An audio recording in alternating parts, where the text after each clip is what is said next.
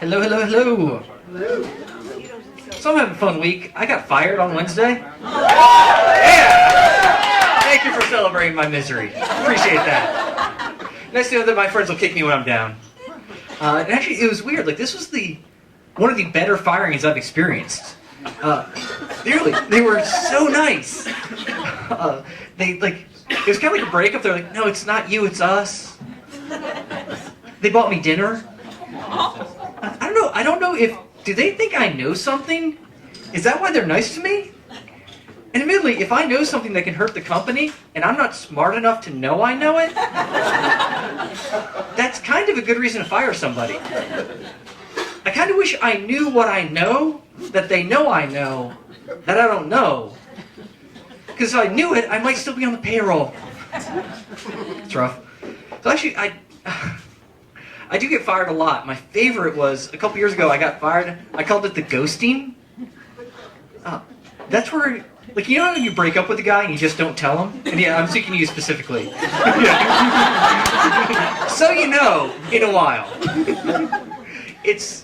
What happened was I showed up to work. The ghost is when they fire you and they don't tell you you're fired.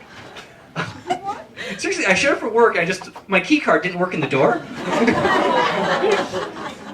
That's weird. I better call my boss. Hey, Oren, it's Mike. Click. Huh. I'll check my email. This account no longer exists. That's not good. They had fired me 3 days before that, and just figured I'd work it out on my own eventually. And then, my cousin Scott, he got fired from his job as a fry cook when he burned down the building. Yeah, that's a short HR meeting. Yeah, they didn't even wait for the fireman to leave. You know you're fired, right? Yeah. I got fired a lot. I didn't really have a career for most of my life. I had jobs.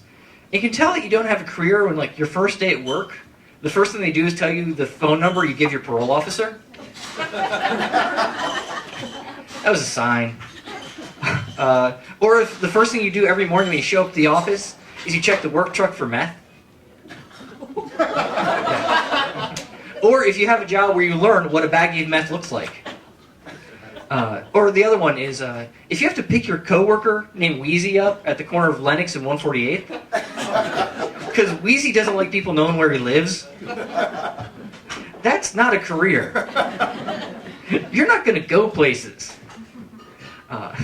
I miss Wheezy. Wheezy was funny. Wheezy actually he got fired because SWAT cops raided the office looking for him. Again, a really short HR meeting. So I was on that track, and I realized I had to change my life. I needed to make some different decisions.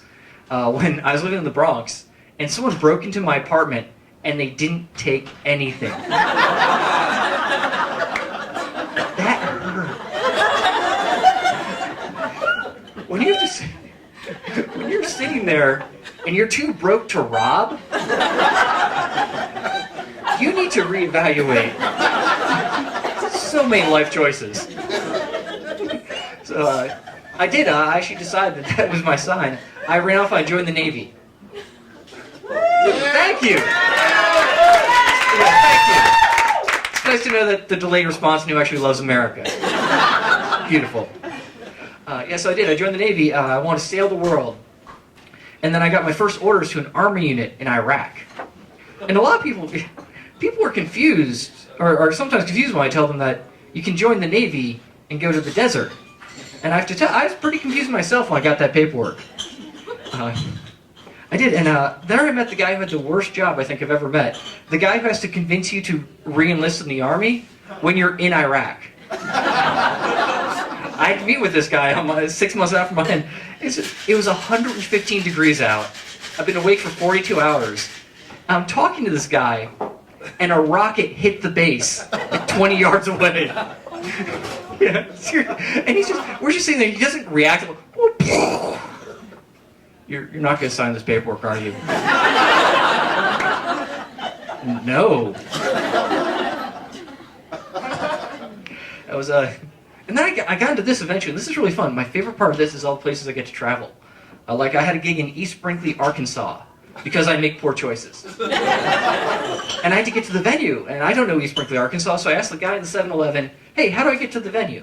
He goes, oh, that's easy, son. You just take a left where that dog died last year.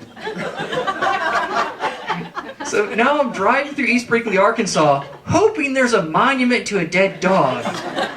Otherwise, I'm never going to find this gig in time, and I'm going to get fired. Again.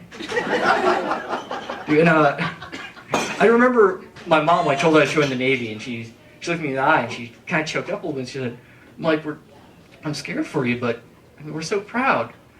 And I told her I was going to come to New York City, I'm going to be a comic. She looked me in the eye and said, Mike, we're so scared for you.